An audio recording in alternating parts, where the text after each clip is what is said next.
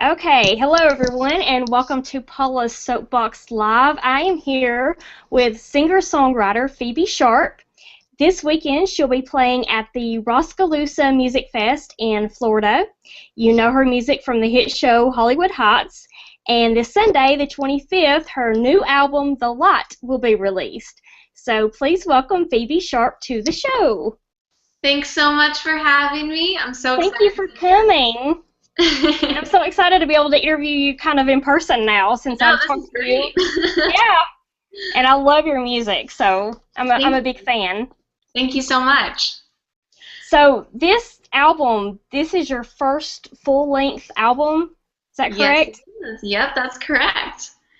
I'm super excited about that. I've only done EPs before that, which is about 3 to 5 songs released at a time. So Right. with a full album, you sort of feel like you can completely finish your thought, you know? Right. Put out a complete project. Yeah. So was the process of making this album, it being a full-length album, was that different than you thought it would be, or was it pretty much what you expected?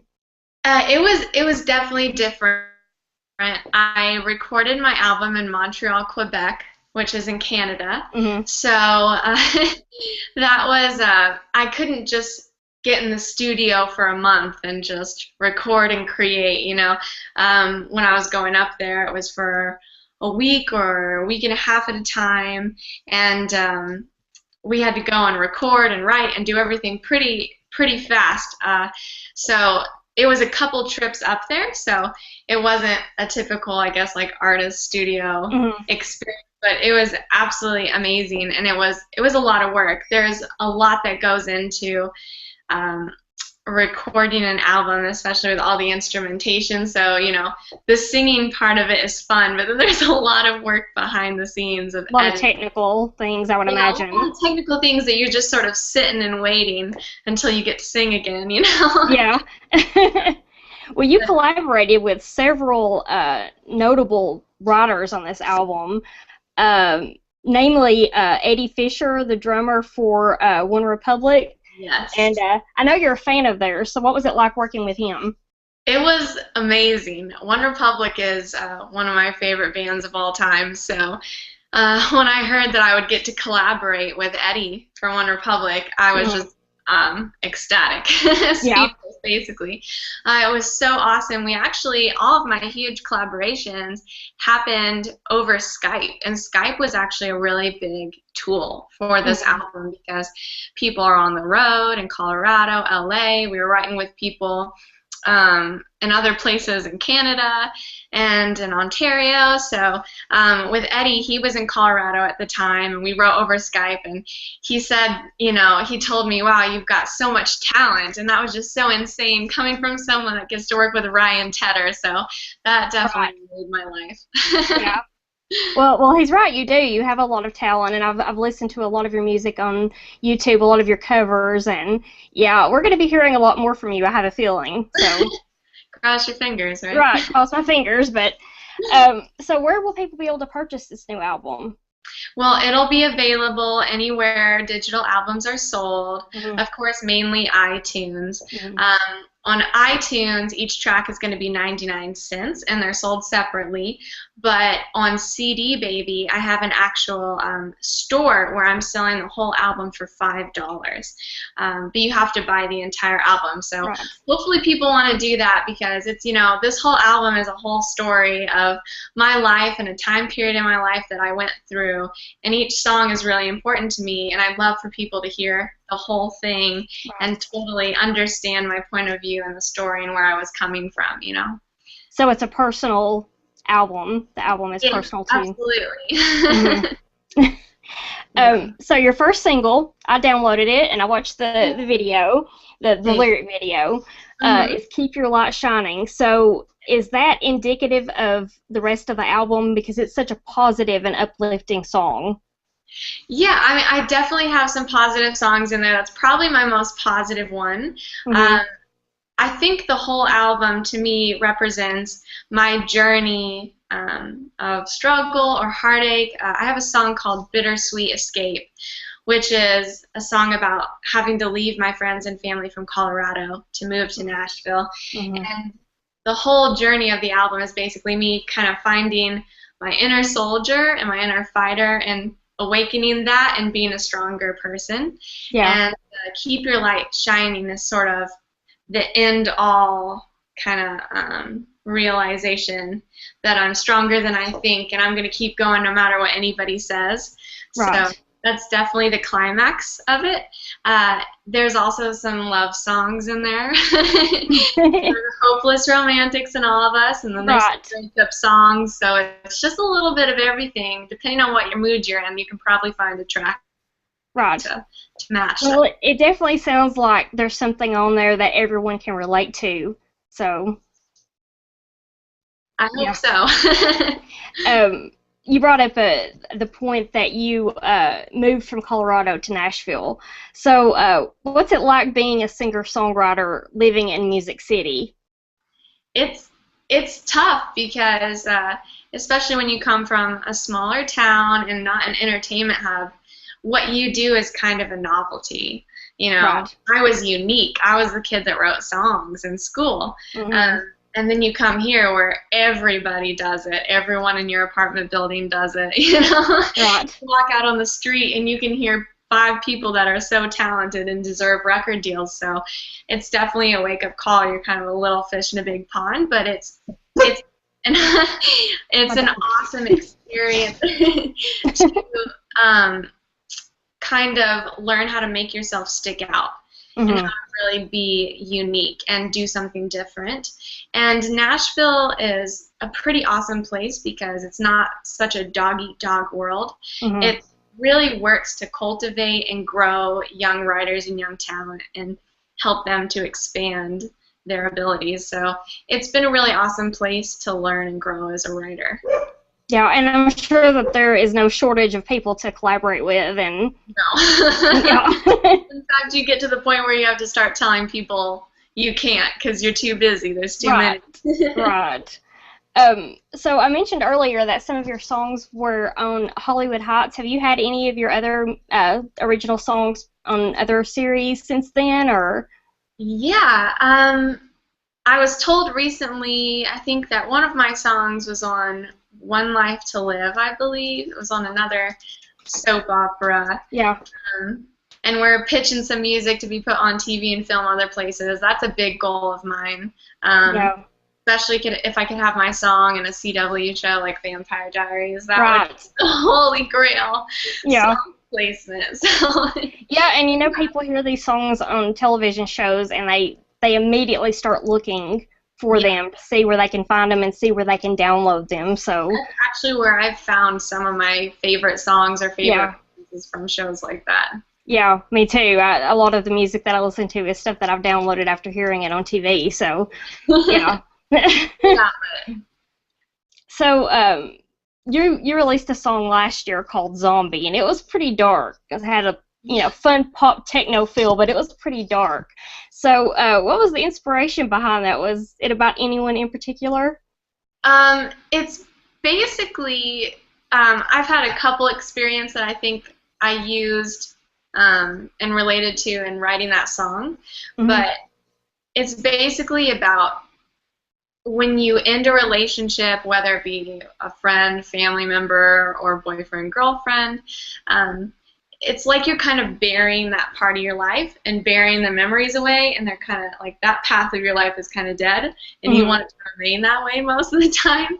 But then occasionally, months later or years later, someone will come up to you and mention their name or mention, like, whatever happened to this person, and it almost feels like they're rising from the dead again. Right, they're resurrecting that dead relationship.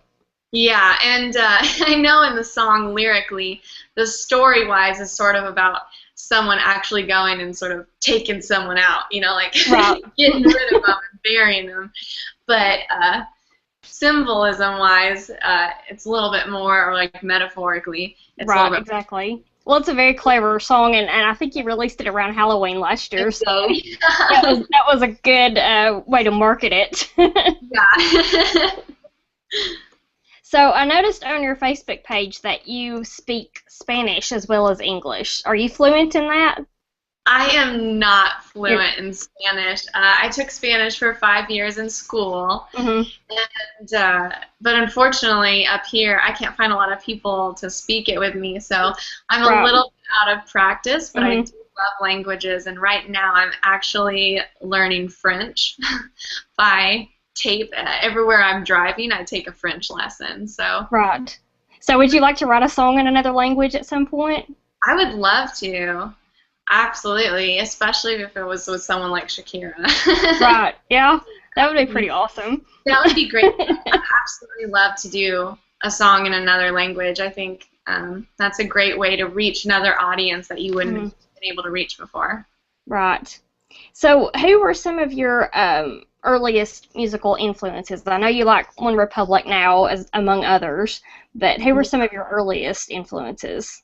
I love U2 and Coldplay. Hmm. Um, Interestingly enough, some of my favorite bands happen to be like male singers. Right. Um, But I absolutely love everything Coldplay does, especially sonically. And just lyrically, they're a lot more poetic, a lot Hmm. more like fantasy kind of driven. Not everything has to be completely based in reality and just descriptive Right. like that. So that's why I really love their music. But when I was younger, I was hooked on Britney Spears and Christina Aguilera. Like everyone else. Yeah, dancing to Genie in a Bottle in my room. Right. And Who NSYNC. didn't?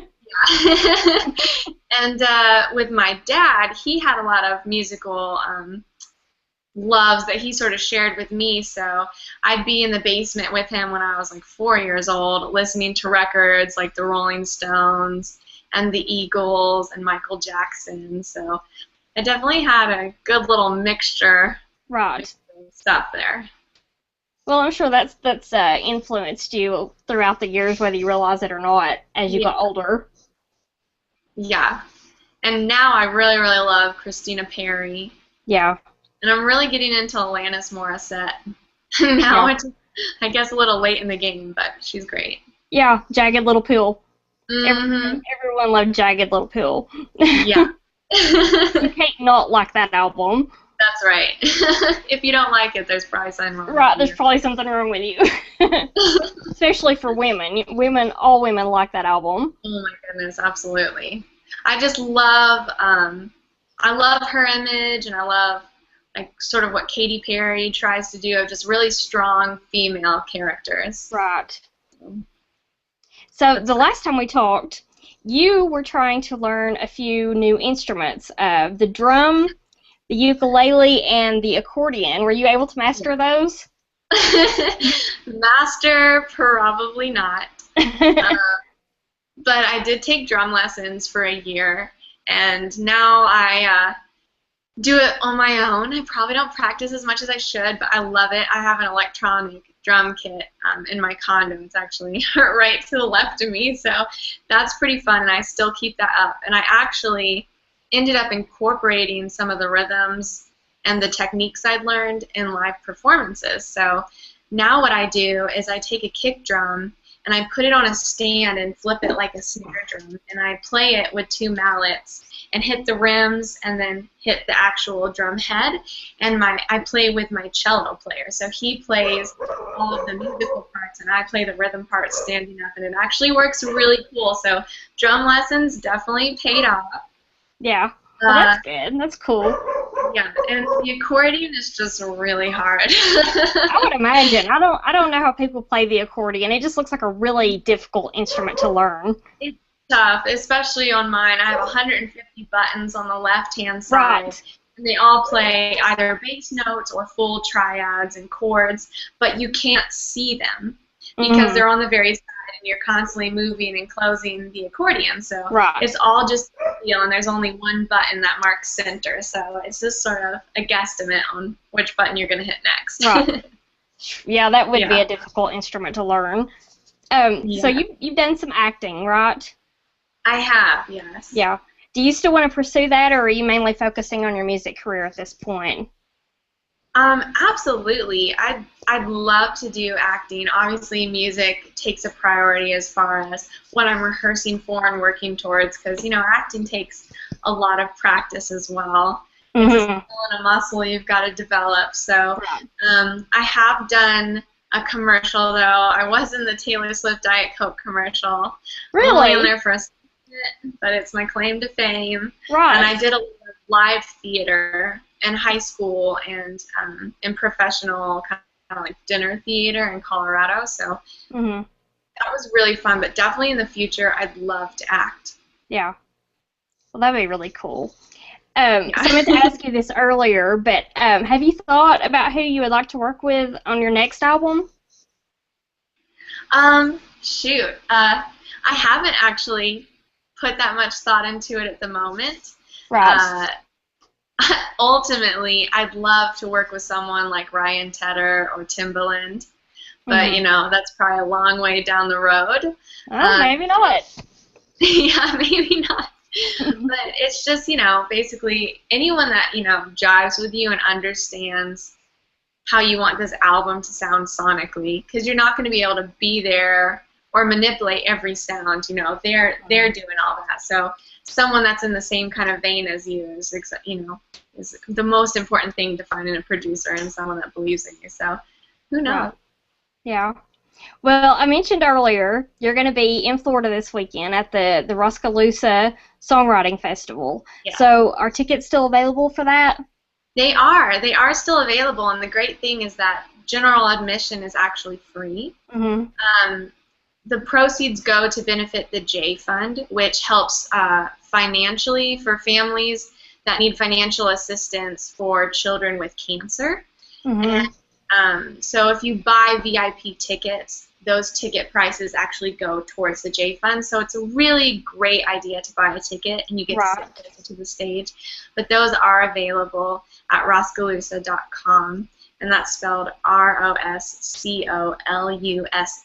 for people that don't know how to spell Right. it. It took me a while to figure it out as well. So Right. it's still available, and I will be playing new songs off my album, and I will be selling my CDs actually a day before they're released to the rest of the public, and I also have tank tops that I'll be selling. Oh, well, that's neat. Yeah, Yeah. and the money as well goes to a worthy cause, and you get to see some great performers too. Exactly. So Exactly. hope everyone can show up for that if they're in the area. So do you have any more upcoming appearances, like in Nashville maybe, where people can catch your performances live? Yeah, I'm hoping to play at the Bluebird again soon, but I don't have anything set in stone scheduled at the moment. Yeah. So I need to do that. So that brings up an interesting point. Have you seen the show Nashville? I have, and I love it. Okay. Is it an accurate depiction of songwriters and Music City, do you think? I'm sure there's a little bit more drama added to the reality of it. Right. But there's definitely some truth to the show, Mhm. and all the places that you see are real places and real big parts of any kind of songwriter's career and life and daily job. So there's definitely a lot of drama to it. When you become an artist and you get signed to a major label, you don't get a say in everything you do. As we see with the characters, they get pushed around by labels a little bit, and that's unfortunately what seems to happen. You don't always agree with the head of a label on what your image should be or what song you should release or when. So Right. it's a tough business. It's definitely a business, and that's what people sometimes need to remember when they come here. Even though you're doing your art, there's still the business that you have to deal with. Yeah. Well, okay, before we go, you are going to give us a sample of something from your album, is that right? Absolutely. Great. Whenever you're ready. All right. Oh, gosh. Just hit my guitar. Love it. Yeah, you try to keep these guitars nice and neat, but you end up banging them around everywhere. Yeah. This is called Better Half, and do you just want me to play like a verse and a chorus of it? Play as much as you want. We got plenty of time. Okay, I can play the whole thing if you'd like. You can play the whole thing, absolutely. All right, this is called Better Half, and this is a love song, so it's not too dark. Not like Zombie.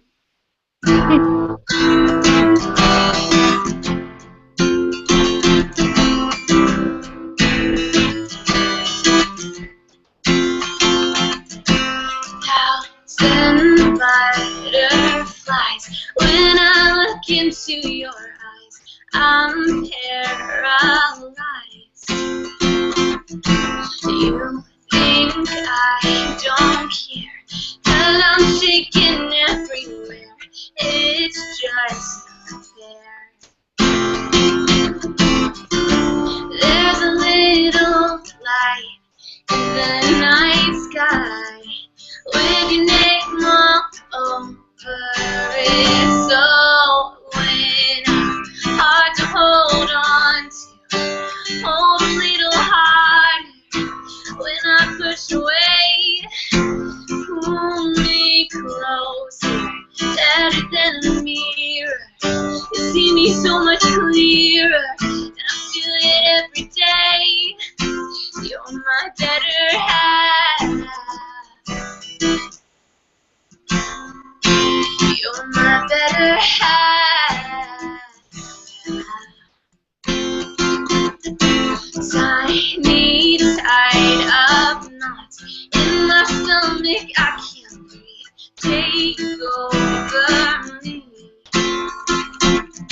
Now I can't get up, 'cause I'm falling down again.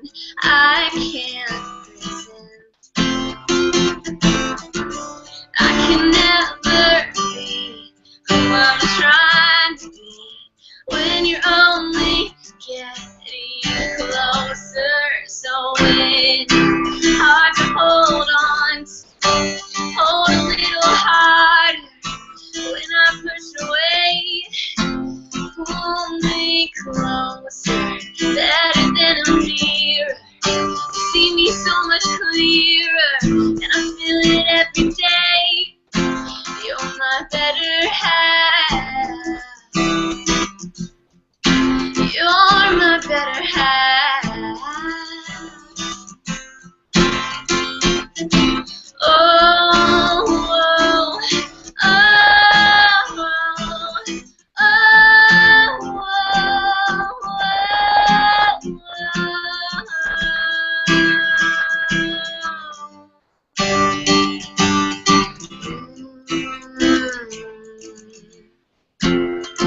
so when I'm hard to hold on to, hold a little harder. When I push away, pull me closer, better than a mirror. You see me so much clearer, and I feel it every day. You're my better half. You're my better half. Oh, oh, you're my better half.